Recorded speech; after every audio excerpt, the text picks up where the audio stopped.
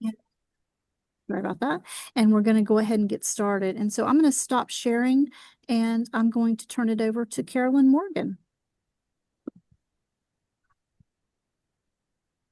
Hi, everybody, and thank you for allowing me to share with you tonight a little bit about VQI. I need to get into the right screen here. So give me one moment. I want to get into my presentation mode.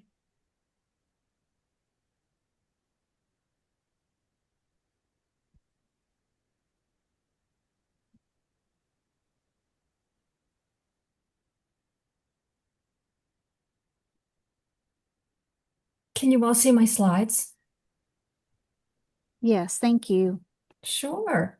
So again, welcome. This is going to be just a real brief and quick overview of the SVS PSO and VQI, just an introduction to it. My name is Carolyn Morgan, and I am the Director of Clinical Operations. So this evening's agenda is going to be, what is a PSO? We're going to talk about the VQI registries, and we're going to review a high-level overview, some of the registry resources. So what is a PSO? For those of you that know what a PSO is, bear with me for the next couple slides. This will be just a refresher for you, but it'll be a nice introduction for those who aren't familiar with a PSO. So the Patient Safety Quality Improvement Act of 2005, abbreviated PSQIA, establishes a voluntary reporting system designed to enhance the data available to assess and resolve patient safety and healthcare quality issues. To encourage the reporting and analysis of medical errors, PSQIA provides federal privilege and confidentiality protections for patient safety information, which is called your Patient Safety Work Product. Patient Safety Work Product is abbreviated PSWP in case you come across that in your work. The PSQIA authorizes HHS, which is Health and Human Services, to impose civil money penalties for violations of patient safety confidentiality. The PSQIA also authorizes the Agency for Healthcare Research and Quality, which is abbreviated AHRQ, to list patient safety organizations, and that's a PSO. PSO are the external experts that collect and review patient safety information. The Patient Safety Act promotes the goal of improving patient safety and reducing medical errors by establishing a system in which healthcare providers can voluntarily collect and report information related to patient safety, healthcare quality, and healthcare outcomes to PSOs. The PSOs then aggregate and analyze this information and provide feedback back to the providers to encourage learning and prevention of future errors. The providers are motivated by using PSOs to report such information because the Patient Safety Quality Act provides broad privilege and confidentiality protection information meeting the definition of PSWP. PSWP is whenever there is any type of registry data that is reported in a comparative manner. So it's any comparative data. The PSWP and PSO alleviate concerns about such information being able to be used in any punitive form, including litigation. And because of all of this, the data that is reported through a PSO is non-identifiable and anonymized. Statistically, it is de-identified of patient, provider, hospital, and industry information. And because of all these safeguards, it is viewed to be an ideal vehicle for quality improvement. I call the PSO HIPAA on steroids.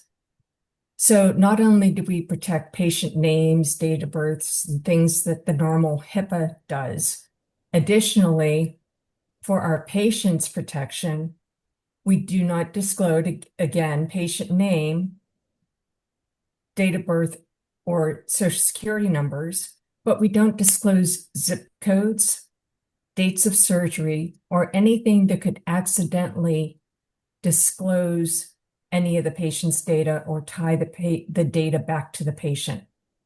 The physician protections are around the disclosure of patient names, years of practice, and for industry, we have product identification policies. All these safeguards put in place are to prevent accidental disclosures. Some of the examples of safeguards is whenever you go to some of your regional meetings or you hear about some of the reports that we report, we ensure that for each report, there has to be 3 centers reporting for each report, and each of those centers must have 10 cases in order to display their data. Same goes with our manufacturers and our devices. We make sure that there are at least 3 manufacturers, and if we're talking about devices, 3 unique devices with common characteristics. And we follow the same guidelines for medications that are under copyright. So what are the components of VQI? VQI is an acronym for Vascular Quality Initiative. The 3 components include the SVS Patient Safety Organization, which we just spoke to, FIVOS, which is our commercial and technology partner, and then we have our 18 regional quality groups. And from these 3 components, the primary product are our clinical registries. The VQI mission is improving vascular care through a data-driven approach. I just wanted to include this slide. This is a representation of our different 18 regions. You can see on the right-hand side the naming of all the different regions and the number of centers within each region. We have centers additionally, not just in the continental United States, but also in Canada, and we have 2 centers in Singapore. This just shows the number of procedures and the volumes of procedures within VQI. And then on the left-hand side, it lists all of our registries and the number of cases within each registry. This helps to provide a high-level overview for people to understand the breadth of volume and data that we have within each of our registries. I want to point out that within our registries, we have 14 registries, 13 procedural registries, and 1 medicine registry. That is the Vascular Medicine Consult Registry. Our registries are procedural based, which means that each procedure is entered in individually. They are not patient based, so you can't tie a bunch of different procedures to one patient. Within the registry, the procedural variables within the procedure form itself, every variable is mandatory for completion, which means that we really, really are trying to make sure that all the variables are answered. There are some workarounds if the data manager just doesn't know the answer, they can leave it blank and then submit without validation, which if someone is interested in knowing more about that, they can reach out to their hospital lead data manager. Within our long-term follow-up forms are long-term follow-up visits collected between 9 and 21 months. And there are just targeted variables within long-term follow-up that are mandatory. The VQI also collects 30-day follow-up, but that is on a voluntary basis. Some VQI resources, you have your mentor and you have your data manager, your hospital data manager, and they have access to provide you the most recent inclusion exclusion criteria, the most updated data dictionaries.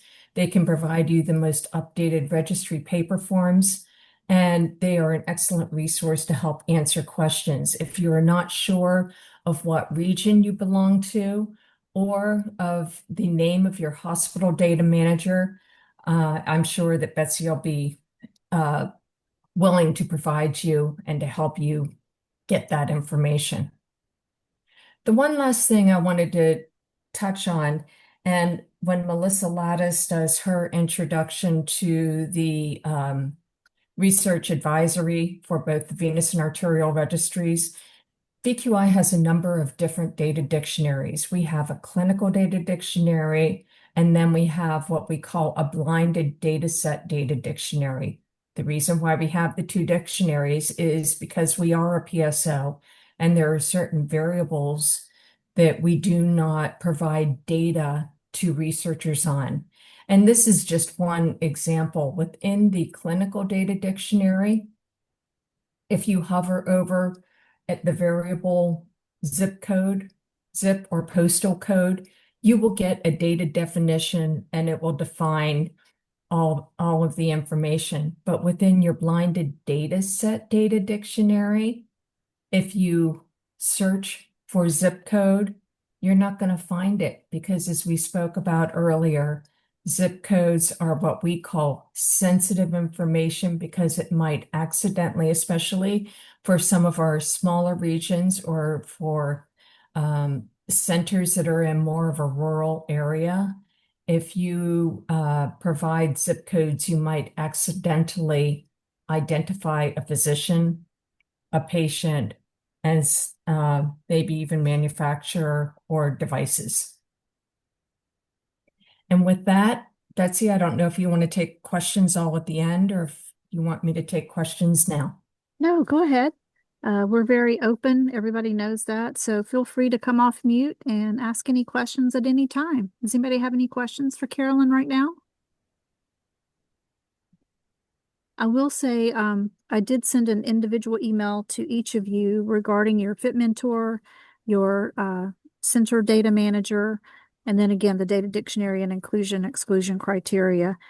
If you have questions or if you can't find that person, just send me an email or send me a chat right now so I can follow up with you. But each of you should have received an individual email as well as also your region and your regional meeting for the fall too, as well as your regional leadership. So if you did not receive that, just let me know. I'll be happy to re-forward that or get back with you.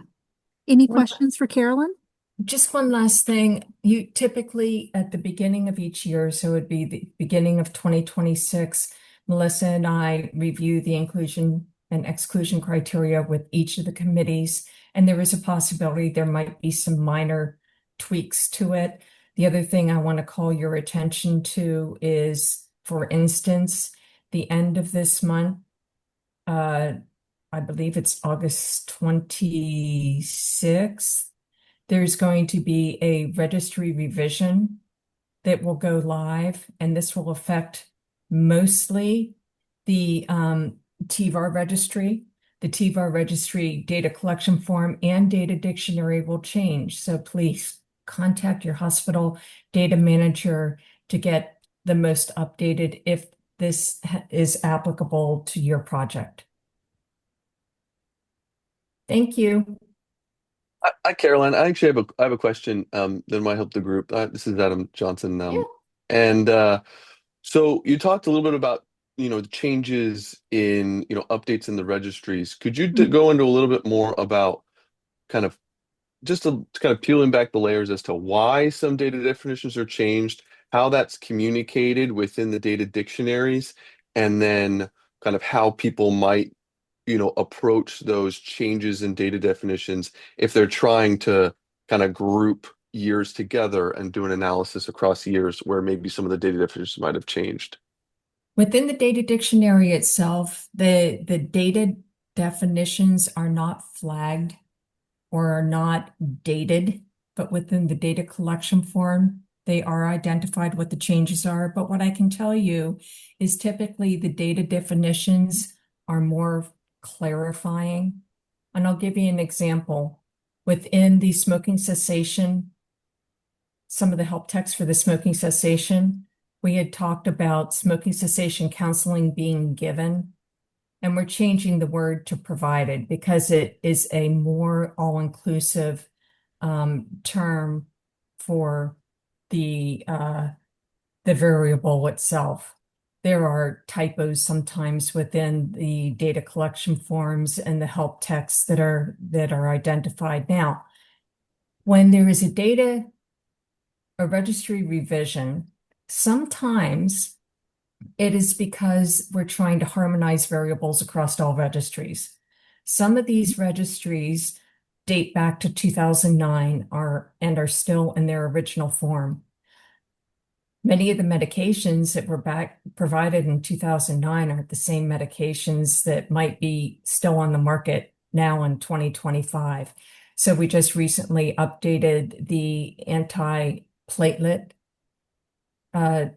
medications so that they are the same across all of our arterial registries. This is communicated through our newsletters as well as the VIVOS newsletters and release notes.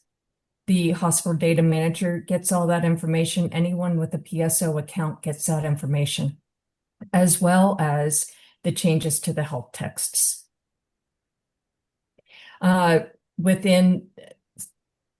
Ideally, I'm hoping within Q1 of 2026, the lower extremity amputation registry is going to go through a major revision.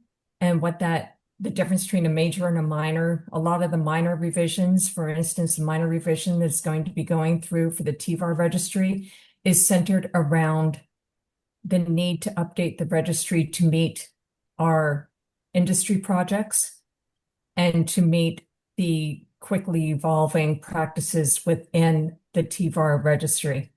The lower extremity is going to update the registry to more current lower extremity amputation practices.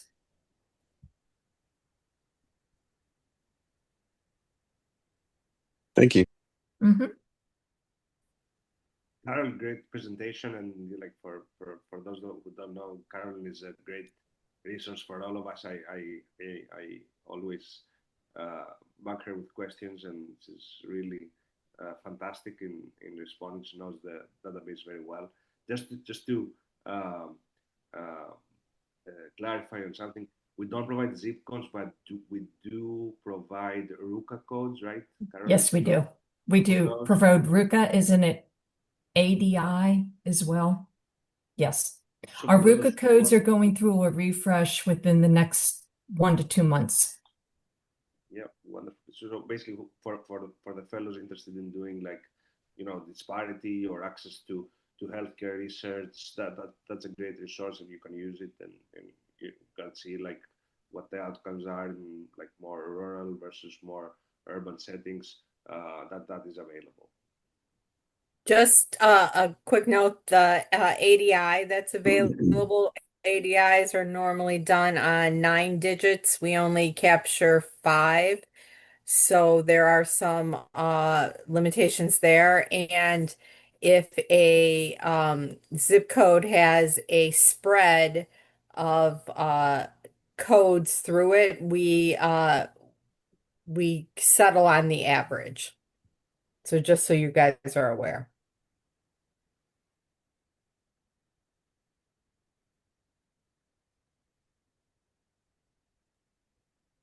All right, thank you so much. So next we have Jen Correa, and you may have seen her name. She actually gave everyone VQI website members only access early. So she is going to share her screen now and talk us through the website and also our new app. Thank you, Betsy. Hang on 1 second here.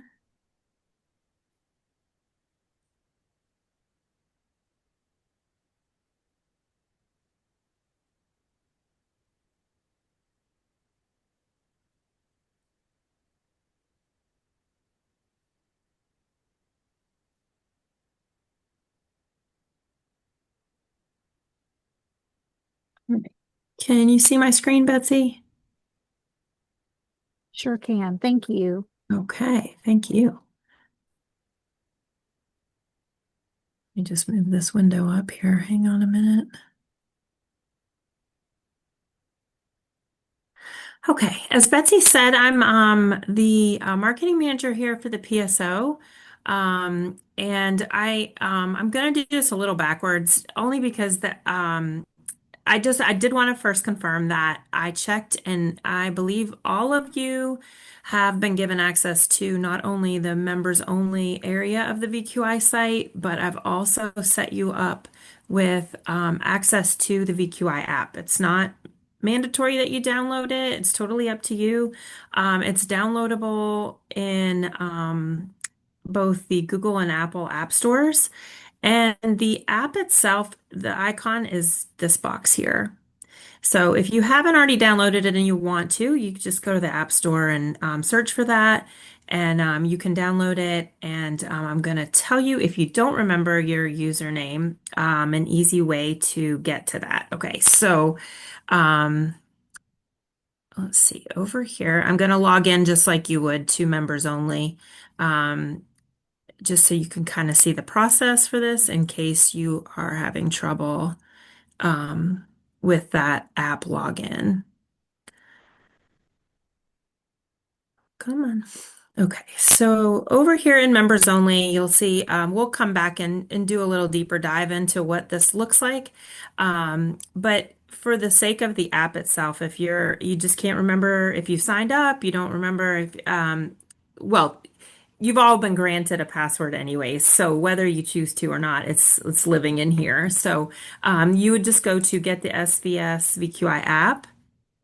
And then you're going to scroll down and you will see, as you keep going down here in this orange box, you'll see your email.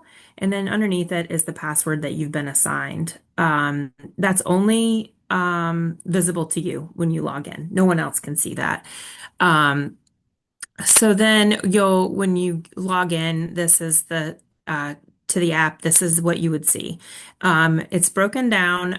One of the reasons we knew we needed an app for a while now, and we've been working on it for a few years.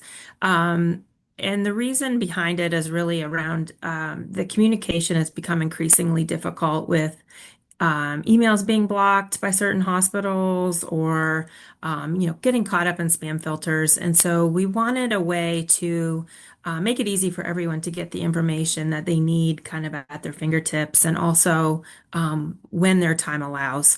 So each person within the app has been assigned to their region. And this allows us to do push notifications tailored to you. So for instance, if you're in VSG&E, you are probably only interested in the meeting that's happening this fall for your region, and same with the other regions. So those push notifications will go out when registration's available for that meeting, when the meeting minutes are posted, when the slides are available. And then there may be other news that really pertains to that region that we want to tailor that content. And then, of course, there's other things, news items that will get pushed out to all members using the app. So this really has been a nice feature, very exciting to get push notifications and see them come through on my phone. It's been a long time coming, so it makes me happy every time I see one. And then I'll dive more into, I don't know if you have had a chance to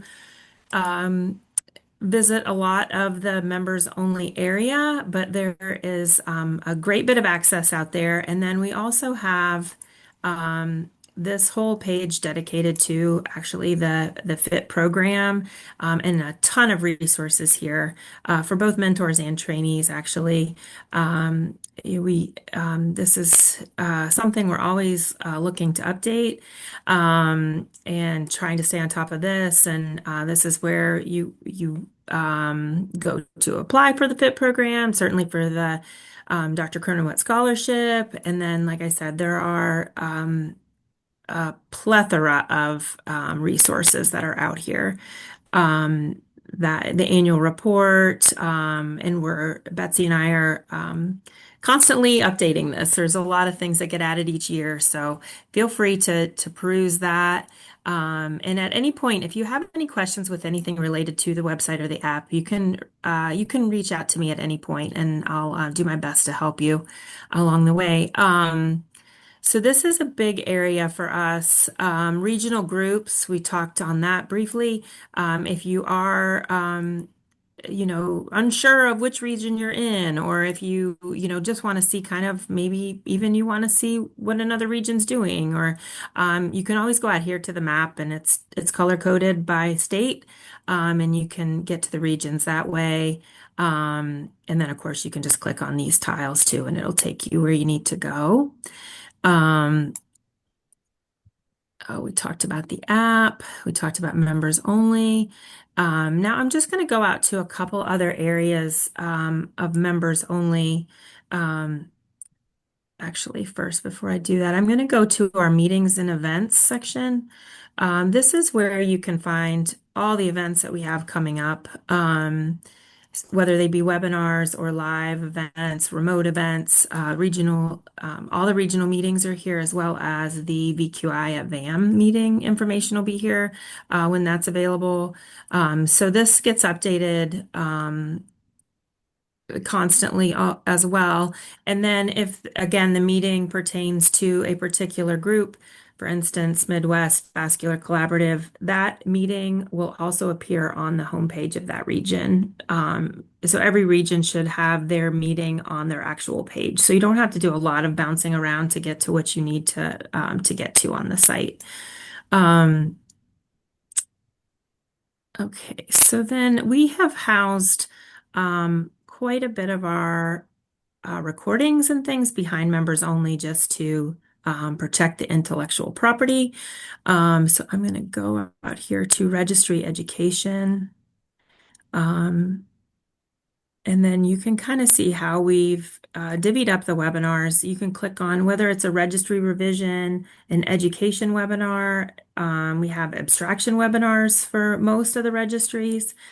And then we also have the one area we have put out here, the National Quality Initiatives, the smoking cessation webinars are all on the public facing site, because we do not limit those to just VQI folks. So that would be under the smoking cessation out here under quality improvement. And you'll see we have this webinar series here. And then all of the webinars, recordings, slides are all here.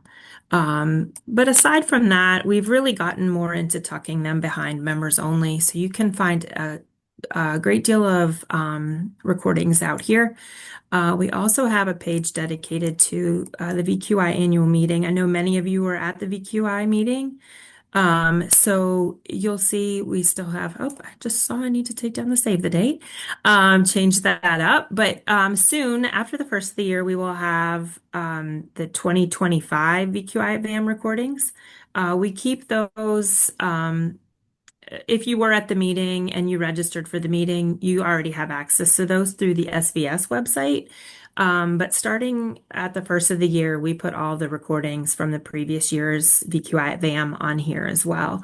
And we keep about 3 years worth of recordings on the site. And again, those are tucked here behind members only. Is there any other area, Betsy, that you'd like me to point out on the site, or that you think might be of interest, or I think those were the main. highlights? Yeah, exactly. Does anybody have any questions, or maybe you've looked at the website and had a question or something you couldn't find? Well, as I said, at any point, if you are unable to find something and you think it's out here, and I'm happy to direct you. So at any point, feel free to reach out with any questions you may have. I know there's a lot of content on here, and sometimes it can be a little daunting to try to navigate around it. All right. Thank I you had so a much. quick question. Yeah, go if that's ahead. okay. Hi, Jen. I was just Hi. trying to navigate and like download the app because I think it's really cool, like you mentioned. You said you'd have to grant people access to the app in the members only area, or your regular password should just work. So if you have you already been logging into members only? Fine. Yes. Okay. So you're gonna let me just do this here really quickly. So let me go back out here. Because you were already, I previously already assigned you a password before the app even launched back in before VQI VM, I gave you access, but you wouldn't have known because it wasn't live quite yet. So you want to go to this tile here in members only. And then when you click on that, it's going to, you'll see this page at the top, VQI app access and information, and you're just going to scroll down where it says app access and username and password. And then it's going to, let me just do it without flashing my password all over the place. So you're going to see your emails there and your password is going to be just like that. It'll show your email and then right underneath it'll be your password for the app. So Thank you so much. download it. Yep, download it and then use that information right there, and you should be able to get logged in. If for some reason you have any problem, Tiffany, I'm happy to help you with that. Right, I will stop sharing. Awesome. Thanks so much, Jen. Does anybody else have any questions?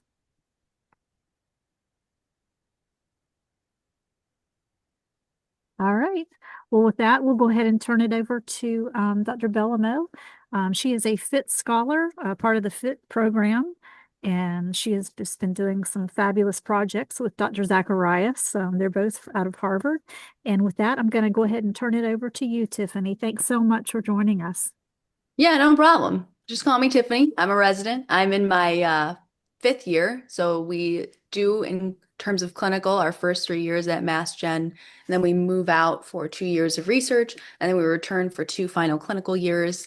And I know this is probably a lot of information already, but we're going to take a little bit step back from the actual VQI data and a little step towards like how to build your leadership skills and what we've done in terms of leadership research and why we're going to talk about these leadership practice styles.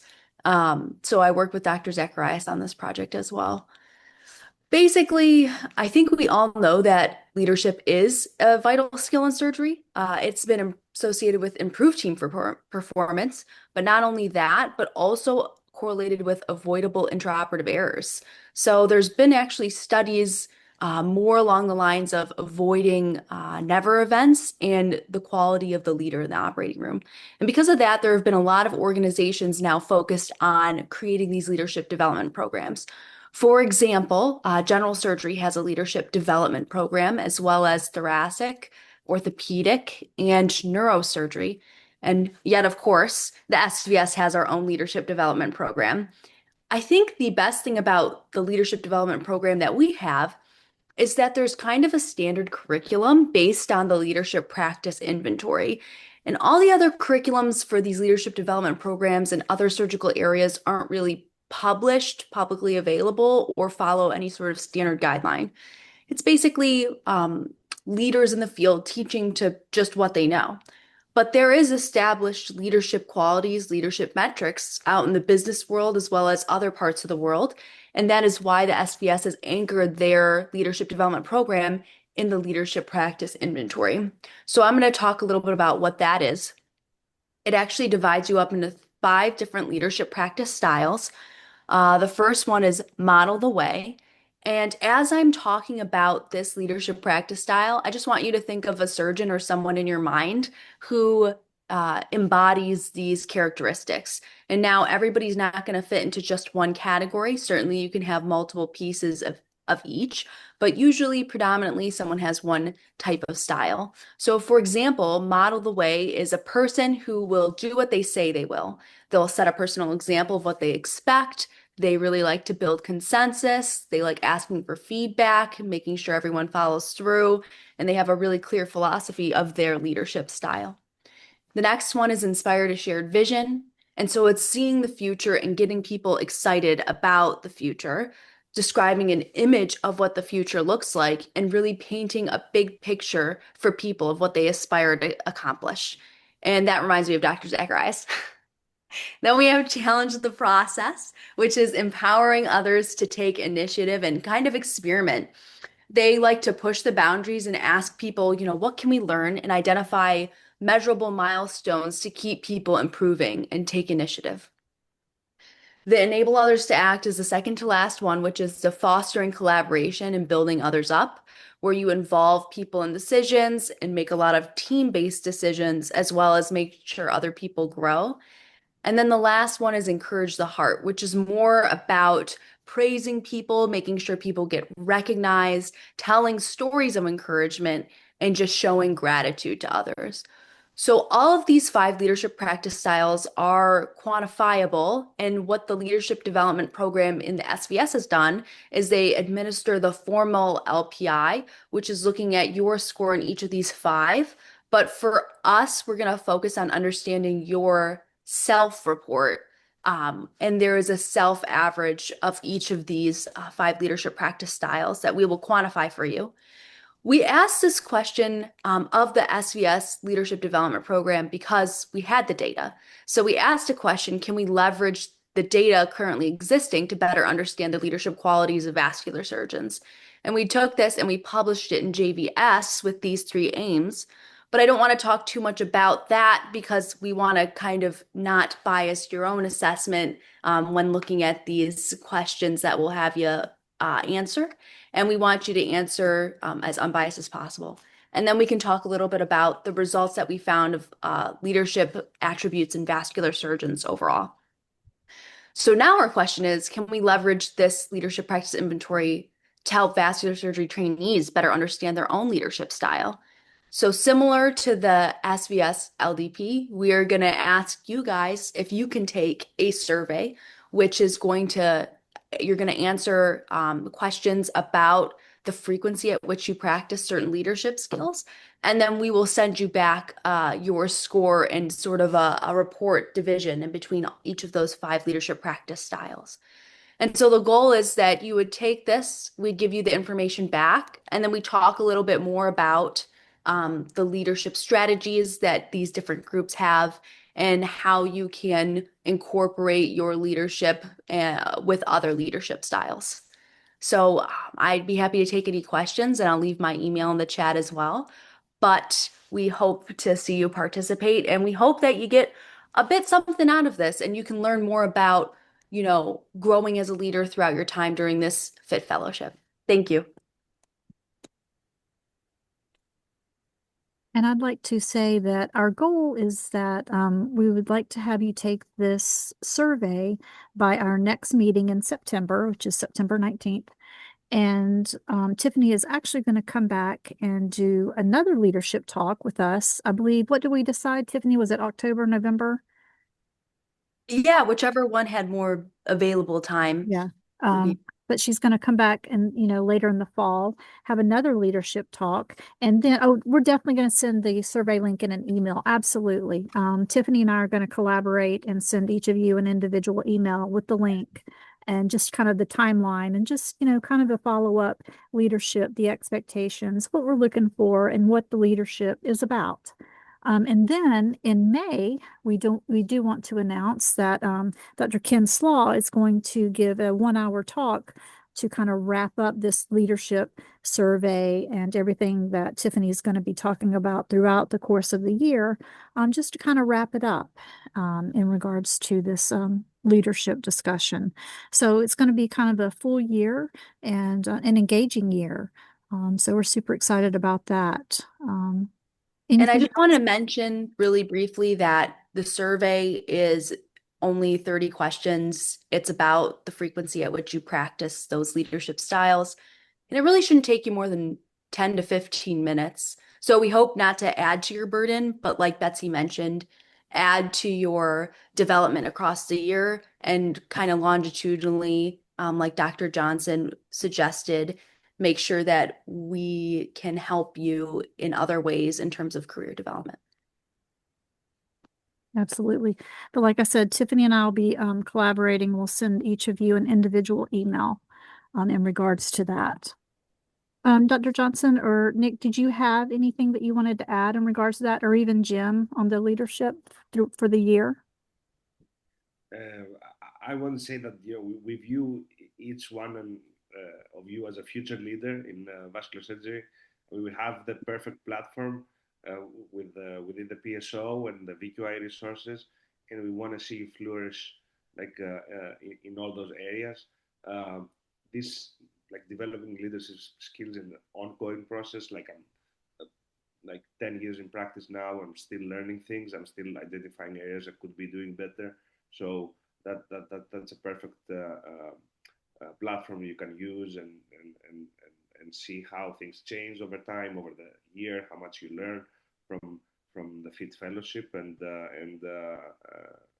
after you complete the fellowship, we'd love to have you as alumni, like giving us feedback and mentoring like future generations of FIT fellows.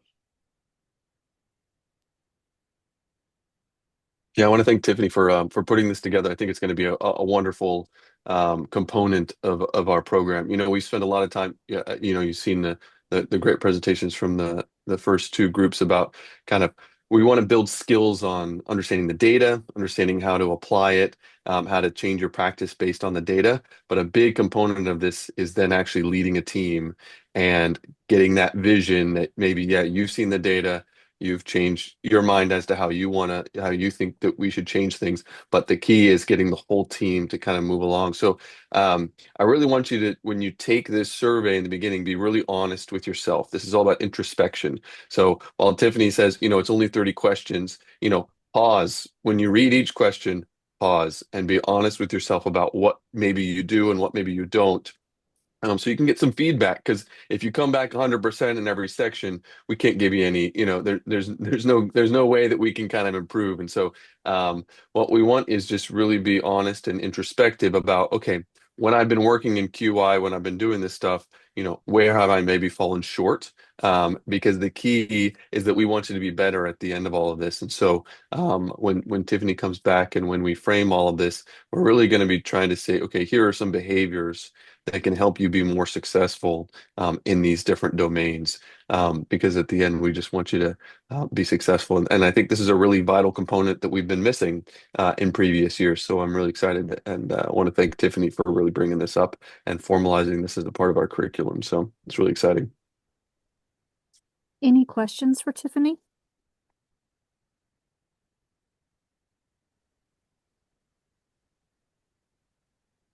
All right. I'm going to quickly share my screen again here. Well, see if I can get my... Here we go. All right. So next month, I lied. I thought it was September 19th. It's September 16th. Our topics are going to be the RAC, VQI data, and blinded data sets, as well as AI integration. So Melissa Lattis, who actually, thank you, Melissa, for speaking up tonight and helping us. She's a manager of clinical operations. She's going to share explanation of the RAC. She's going to provide some examples. And then we have Shravan and Katie. So Shravan's on tonight. He's our director of VQI analytics, and Katie isn't with us today, but she'll be with us next month. And they're going to provide a high-level overview of the VQI data requests, your blinded data sets, a little bit about VQI dashboards and reporting. And then Dr. Johnson and Dr. Ben Lee. Dr. Ben Lee is actually a FIT scholar. He was from the very first FIT program class. And Shravan as well are going to share on AI integration. And then Dr. Johnson and Dr. Lee are going to share a couple of their shared code sets. So super excited about that. And as faculty, Dr. Samantha Mintz is going to be with us. She's been a FIT mentor several years. She was out of WVU, and she's now at Duke. She's been at Duke for 2 years now, Dr. Johnson? Okay. And she's also chair of the RAC. So she can kind of give some great perspectives on that. I believe I've shared with you an example of a RAC. So make sure that we get you a couple of samples of everything for next month as well, just to make sure you're prepared. and we'll go from there. So again, another robust month for all of you. I have sent out all Zoom meetings through 2025. So now that I've done that, I really didn't want to bombard all of you too much because I know in the beginning it's kind of a wealth of information. So I will go ahead and begin to go ahead and send out the Zoom invites for 2026, probably in September. So just look for those. In particular, I'm going to go ahead and get the May invite out because Dr. Slaw books up really fast. So I was able to get that date already set. So that one will come out first, and then we'll go ahead and have all the others as well. So super excited about next month. But again, thank you to all of our special guests tonight. Dr. Endes did text me. He got called into a case. So I apologize he wasn't able to be here. But Carolyn Morgan, thank you so much. Jen Correa, thank you so much. And Dr. Bellamo, thank you for kicking us off with your leadership survey. Again, she and I are going to collaborate, and we'll send everyone out a personal email with the survey link, and then just kind of a little bit about the leadership, what it entails, and then what to expect throughout the year. So you'll look for that in the next, few days from us. And with that, we're going to open it up for any question that you may have. What we didn't cover last month, what you may have thought of. Is there anything that you're missing, anything that you can think of? And I'm going to stop sharing my screen and we'll open it up for questions that Adam, Nick, or I can answer for you. Betsy, this is Carolyn. May I add a clarifying statement to Dr. Johnson's question regarding identifying when definitions are retired, updated, or things change? Melissa, when she speaks next month, she will be sharing with you the blinded data set data dictionary. So I refer to the clinical data dictionary. I don't work as much with the blinded data set data dictionary, but it has so much more information that'll be useful to you all as researchers. It provides dates that new variables were added. It provides dates when the variable might have been modified. It provides dates when variables are retired. And then we have what's called a supplemental help text. This is for our researchers. And within the supplemental help text, we will say variable retired because of, or new variable added because of, or help text revised to meet criteria for whatever. So you're probably, for you all, your blinded data dictionary will be much more useful. So I apologize, but just wanted to add that clarifying statement. Awesome. Thank you so much.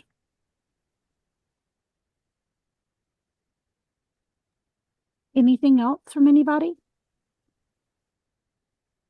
Maybe just to add to that, when you're looking at your data, I know it's sometimes difficult to determine which variables are retired and which ones aren't.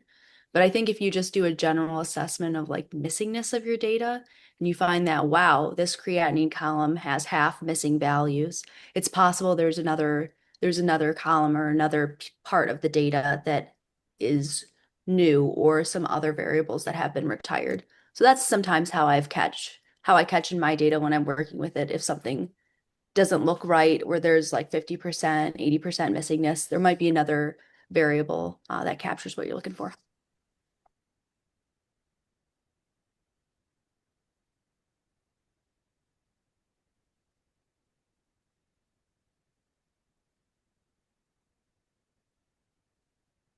Adam, any final comments?